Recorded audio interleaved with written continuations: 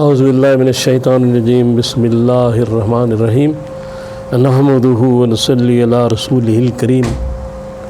انتہائی قابل احترام سامعین و حاضرین، مجھ سے اچھے لوگوں، السلام علیکم ورحمۃ اللہ وبرکاتہ۔ دروشی پڑھ لیں۔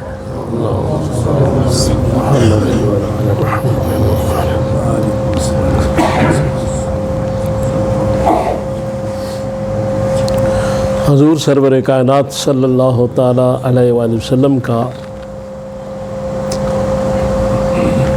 ہر زمانہ انہی کا ہے۔ بہرحال یہ خاص مہینہ ربیع الاول،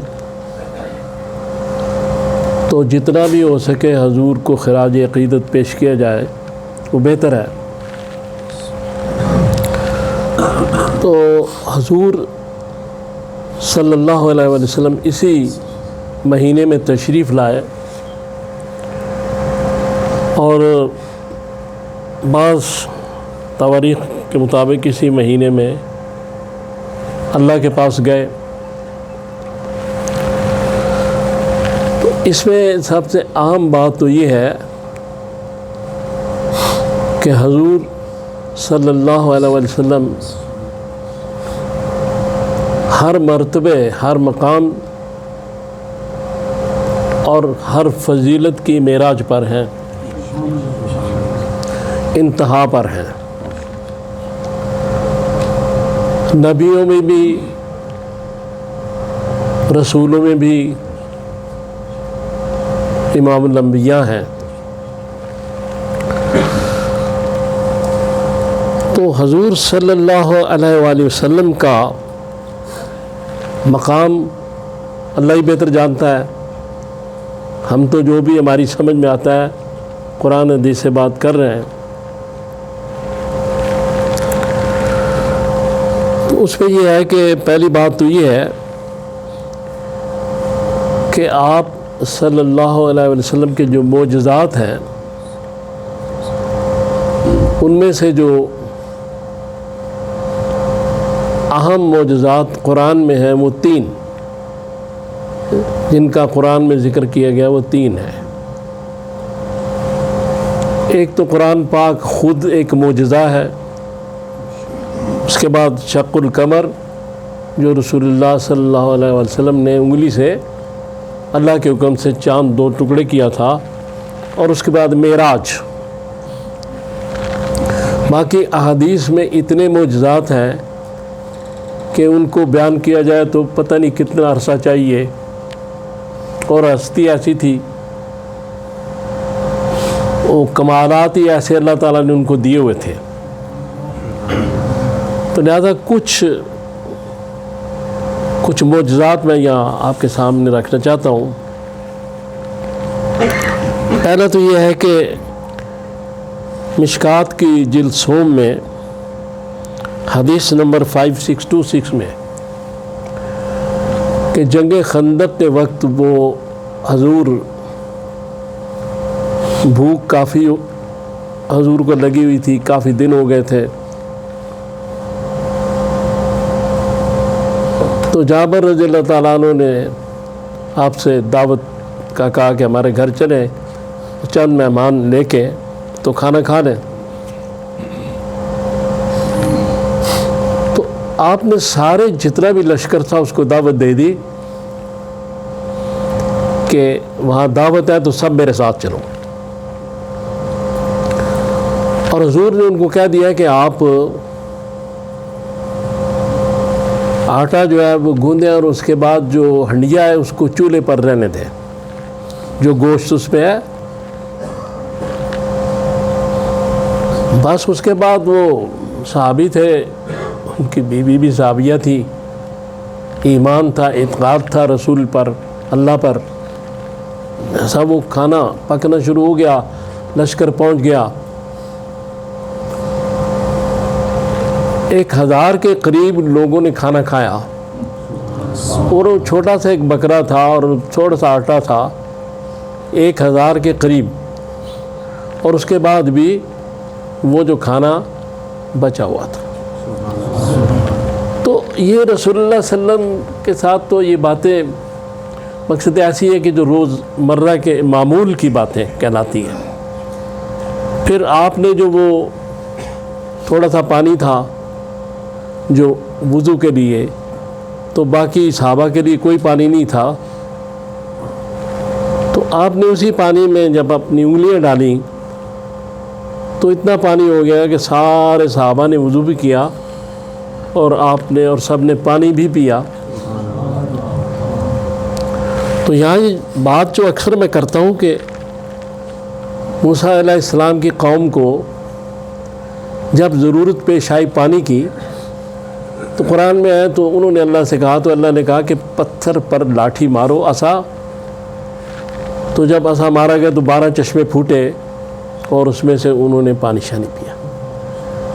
یہاں رسول اللہ صلی اللہ علیہ وآلہ وسلم کی انگلیوں سے پانی جاری ہوا، تو معجزہ وہ بھی ہے، معجزہ یہ بھی ہے، لیکن پتھر سے پانی جاری ہو جانا عام حالات میں بھی چشمے جو پتھروں سے نکلتے ہیں، لیکن انگلی سے ایک فیض جاری ہونا، پانی جاری ہونا، یہ رسول اللہ صلی اللہ علیہ وسلم امام الانبیاء کی خاص خصوصیات میں سے بات ہے۔ تو اب حضور صلی اللہ علیہ وسلم کا تو جو بھی کتنا بیان کیا جائے ہم اس قابل ہی نہیں ہے، گناہ گار لوگ ہیں، کیا بیان کر سکتے ہیں آپ کی شان کو، جو ہماری سمجھ میں آتی بات کر رہے ہیں۔